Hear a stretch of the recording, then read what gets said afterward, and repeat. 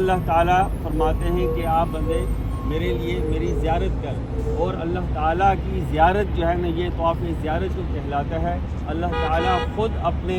بندوں کے شوق میں، حالانکہ اللہ تعالیٰ کی ذات کو ہر وقت دیکھ رہی ہے، ہمیں ہر وقت وہ سن رہی ہے، لیکن اس وقت جو ہماری کنڈیشن ہے، ہمارا دل اور ہماری ہر چیز جو ہے نا بالکل پاک صاف، یعنی تمام شرکیہ چیزوں سے اور گناہوں سے پاک صاف ہو کے، تو اس وقت ہم اللہ تعالیٰ کی زیارت کے لیے جا رہے ہیں۔ اور سب سے پہلی چیز جو ہے نا وہ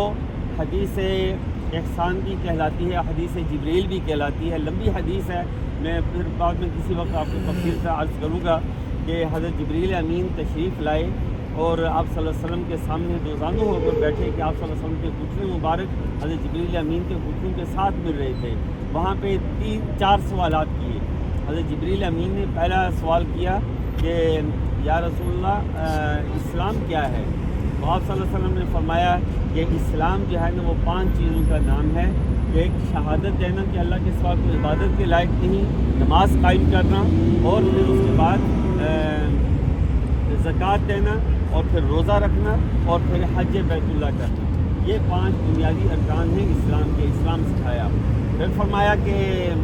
ایمان کیا ہے؟ تو آپ صلی اللہ علیہ وسلم نے فرمایا کہ ایمان جو ہے وہ یہ ہے کہ اللہ کی ذات کے اوپر کامل ایمان رکھنا کہ اللہ تعالیٰ کے سوا کوئی معبود نہیں ہے، اور اللہ تعالیٰ کی ذات جو ہے وہ حی القیوم ہے۔ اور پھر اس کے بعد ایمان رکھنا کہ فرشتے اللہ تعالیٰ کی مخلوق ہیں، ان کے اوپر ایمان۔ پھر اس کے بعد قیامت کے اوپر ایمان، اور انبیاء کے اوپر ایمان جو بھی اللہ تعالیٰ نے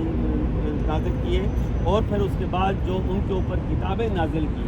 اس کے اوپر ایمان لانا، اور پھر والقدر خیر و شر من اللہ تعالیٰ، ہر تقدیر جو ہے نا وہ اللہ تعالیٰ کی طرف سے ہے، اس کے اندر جو بھی چیز انسان کو حاصل ہوتی ہے اللہ تعالیٰ کی مرضی کے خلاف کوئی چیز نہیں۔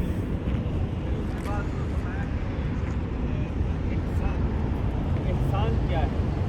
تو آپ صلی اللہ علیہ وسلم نے فرمایا کہ احسان ان تعبد اللہ انک تراہ، کہ احسان یہ ہے کہ تم اپنے رب کی عبادت ایسے کرو جیسے تم اپنے رب کو دیکھ رہے ہو،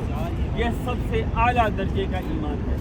اور پھر اس کے بعد فرمایا کہ اگر یہ نہیں ہو سکتا تو پھر کم سے کم اتنا ضرور خیال کر لو کہ اللہ تعالیٰ تمہیں دیکھ رہا ہے۔ اگر یہ بھی ایمان ہمارا ہو جائے تو یقین کریں کہ پوری دنیا میں کوئی شخص بھی کبھی بھی گناہ کا کام نہ کرے۔ آج ہم گناہ کا کام کرتے ہیں، ہمارے والدین دیکھ لیں، ہمارے بچے دیکھ لیں، کیونکہ ہم فوراً رک جاتے ہیں، پتہ ہو کیمرہ لگا ہوا ہے، ہم گناہ کا کام نہیں کرتے۔ اگر یہ یقین ہو جائے کہ اللہ ہمیں دیکھ رہا ہے تو پھر کیسے ہم گناہ کر سکتے ہیں؟